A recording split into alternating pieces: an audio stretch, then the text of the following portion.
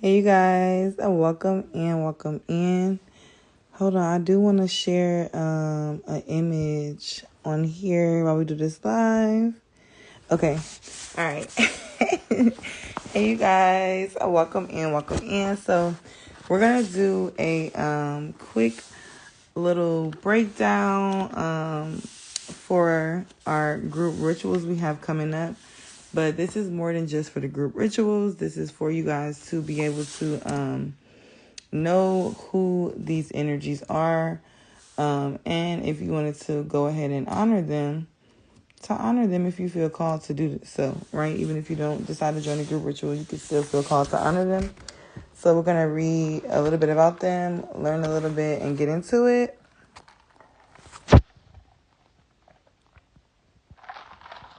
Okay, so first and foremost, we're going to start with Yemaya, okay? So Yemaya, sometimes also known as Yemoja, right? Yemoja.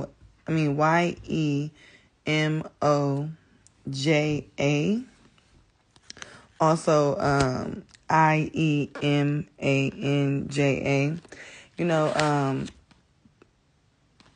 A lot of different ways. Everybody resonates with the energies differently. So let's just tap right in. So September 7th is Yemaya's day for thanks. Okay, so it's really good. She's really good to work with for appeasement of sorrows, for abundance, for love, for fertility, for protection of the home. She's also a very loving mother energy. All right. And I'm going to read you guys from this book I have so you guys can get a better understanding of the archetype. The book I'm going to be reading from is this book right here. This is one of my favorite books. I've had it for a very long time. I believe I got this in Baltimore at a Botanica. But it's Voodoo Hoodoo spell book. Really good book. Really good recipes in it. So if you want to go check it out, go ahead. Okay, let me make it big too for y'all so y'all be able to screenshot it if y'all want to screenshot it on YouTube and stuff.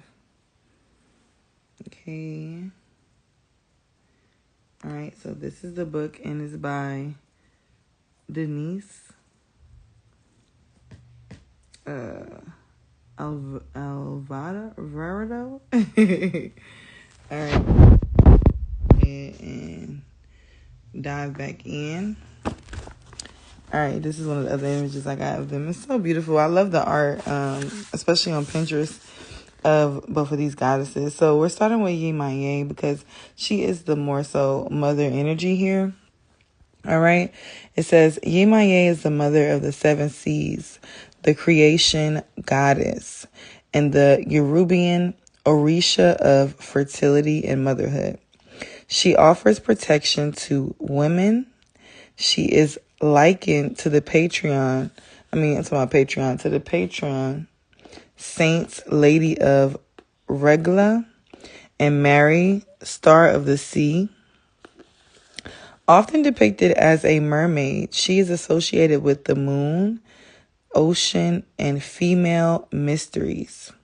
She rules the subconscious and creative endeavors.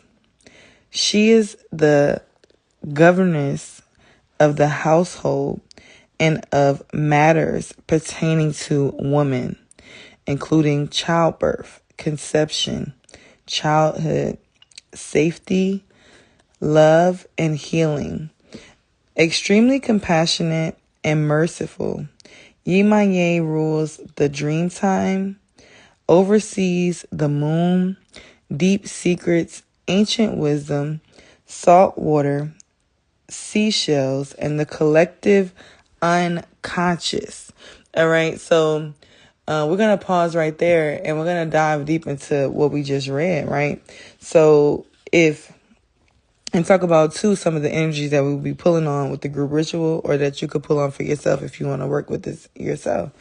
But specifically with the collective unconsciousness, right?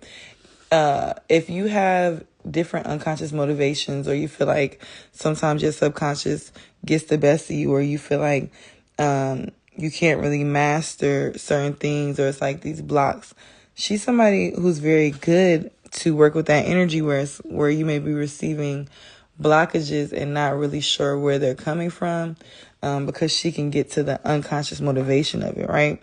Also, too, if you have children, and we are all children, too, she's great for mothering energy. She's great for protecting your children. She's great for protecting you. I know when I first built my relationship with Yemaya, it was a very beautiful experience. I felt she came to me in my dream, and I also felt very comforted with her energy and her archetype. Okay, so, and she also helps me to embody her energy and be a better mother as well, and be a divine mother to my clients, to the world, to the people around me that I meet every day. And if you are interested in healing, love, or even trying to have a child, or pregnant, or wanting to tap more into your emotions, or wanting to get into this ancient wisdom, wanting to get into your Akashic records, wanting to cleanse, any of those things, she's really great for that, okay? To work with this archetype here. According to legend, Yemaya originated in Egypt as the goddess Isis. Okay, you know how we speak about archetypes on this channel, and we speak about how not only are these energies, can these energies be one? Because it's an energy. It's not just a, as we think, a 3D person. It's an energy. Okay, so some of you guys may resonate with Isis as well. I know I do. And this is also the energy that is within you, that lies within our DNA, especially if you're being called to, around this time, around their feast day, Yemaya and Oshun, if you're being called to work with that motherly energy, or see what's your collective unconscious, what's your unconscious motivations, tapping into your wisdom, wanting to know what's in your Akashic records, tapping into your gifts, what are my spiritual gifts, or wanting to be able to tap into your intuition more, those type of things. She's really good to embody her archetype within you, right? And then we know that time and space only exist in the 3D realm, and everything is existing simultaneously, right? If we know that, that means that this energy is readily and available to be harnessed. Okay, so think about that as well. If you are joining this group ritual, or you are honoring Yemaya on her feast day, think about that as well. All right, it says, it is thought by some that the Nubian slaves who returned to different parts of Africa may have brought Isis with them under the name of Yemaya. It is said that Yemaya gave birth to the 14 Yoruban goddesses and gods. All right, so this is why we are touching on her energy first, because she is a divine mother, like I was telling you guys, and a lot of you guys could resonate with that energy, where you could just notice that you're a divine mother, where the spaces and places that you go in, you may always be that motherly energy, or, you may be called to work with this archetype or tap into this energy. Where was I at? It says, when her uterine water broke, it caused a great flood. It caused a great flood and created the oceans. The first human man and woman were born from her womb. Okay, now we know, what do they call it? A potagy, or however they call it in the Yoruban culture, but it's basically just a story, or some say folklore, whatever you want to call it. This is that energy here, okay? So, take what resonates, leave what doesn't. Stories can be different, and through time they pass, but this is just the one we're talking about today, okay? And if you guys are just tuning in, I am going to post the whole video. I did reference the book that we're reading from, and we're going to basically just break down Yemaya and Oshun's archetype, because their honor days are tomorrow and Sunday. All right. Next it says, let's see where we were at. Yeah, so she birthed the first human man and woman, okay? Yemaya goes by a number of different names, including Queen of Witches, Mother of Fishes, the constantly changing woman, the Ocean Mother, Mother of Dreams and Secrets, Mother of Pearl, and Yemaya Olakun, a powerful dream aspect. Yemaya's counterpart in voodoo is called La Sirene, the mermaid. She is related to Mamiwata, the African water spirit. According to a popular legend, Yemaya chooses her students. Sometimes a person will disappear for 7 years and return with the tales of having learned the ways of magic and healing in Yemaya's undersea home. All right, so let's talk about that real quick, because I don't know if y'all be on TikTok watching the spiritual TikToks and like the stories and things like that. But if you look into the spiritual stories about the mermaids and sirens and things like that, they talk about, even especially like in Haiti and a lot of African countries. I'm trying to remember exactly which African country it was that I seen the story about. But I'll probably have to get back to y'all on that. But it was a story about a man who went missing. He was listening to the siren or the mermaid, or whatever you want to call it, at the water singing. He went to hear the singing, to go see the woman, the beautiful woman. And next thing you know, he was gone. And he came back 7 years later. And he was the same age. And it's not just one story. It's happened in different times. And I know, like, it sounds crazy. It sounds crazy. But when you look into the evidence and even how they had it on the news in their country, it's just like, okay, you believe what you want to believe. The signs are there, all right? But yeah, so yeah, I just wanted to throw that little tidbit in there.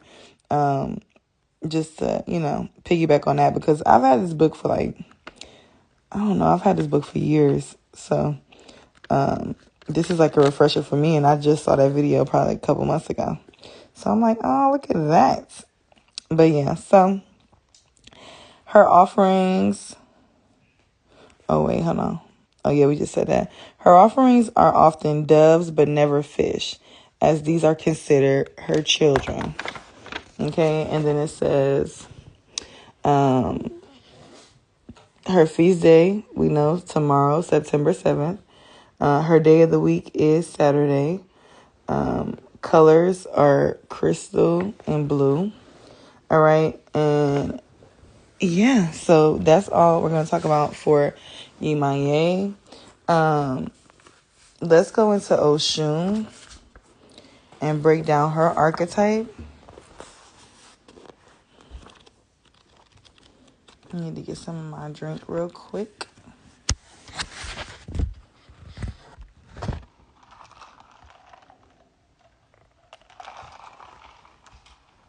All right, so let's break down the Oshun archetype. And let's new image.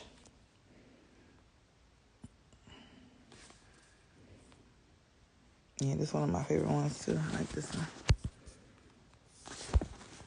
All right, so where we at? Oshun. All right, and Oshun is my earring. Yes, spirit. Oshun is one of the orishas that you will see. I feel like she's one of the most common orishas. Like, so many people claim to be a child of Oshun. But one thing that we don't see about Oshun, and I'm just going to mention this because she came through for me in a lot of ways that were like just very major in my life as well. And one of those ways were her warrior spirit, her warrior energy. The beauty of her being able to have this sensual, soft spirit, but at the same time be a warrior. I really love that about her, and she really shows up in that energy when needed. Okay, so it says Oshun. Her feast day is September 8th. Our Lady of Charity, for love, abundance, charity, passion, creativity, and the arts. All right, and we're going to read up on her really quick. In Yoruban mythology, Oshun is the Orisha of love, intimacy, beauty, wealth, and meditation. She rules the sweet waters. We're going to notice that both of these energies are water spirits. Okay. And the waterfall that I will be actually doing this ritual at is sweet. It's called Sweet Water. Like, y'all. Okay, so I just love that about, like, that's why, like, when I go to this waterfall and it has a nature trail and everything, when I go here, like, my spirit, like, the way my spirit feels, and y'all have seen this waterfall time and time again on my page. I've showed you guys, but I'll be doing two separate waterfalls. I am going to drop the location today. I've been waiting. Everybody's like, what's the location? What's the location? I wait to the last minute for the location because if you're here in Atlanta, you could still make it and you could plan just to know to prioritize that time, because dropping locations, people crazy. Okay. And this ain't the only thing I do in my life. Okay. So yeah. But so Sunday we're gonna be at Sweetwater, and tomorrow we're gonna be at High Falls. All right. So now that I've dropped the locations, if you guys do want to join, you're in Atlanta, Georgia, or any of the surrounding areas. The first one will be more south. High Falls is in, I think, Jackson, Georgia. And then, hold on, y'all. I need a charger. Not my phone about to die. This phone charging slow.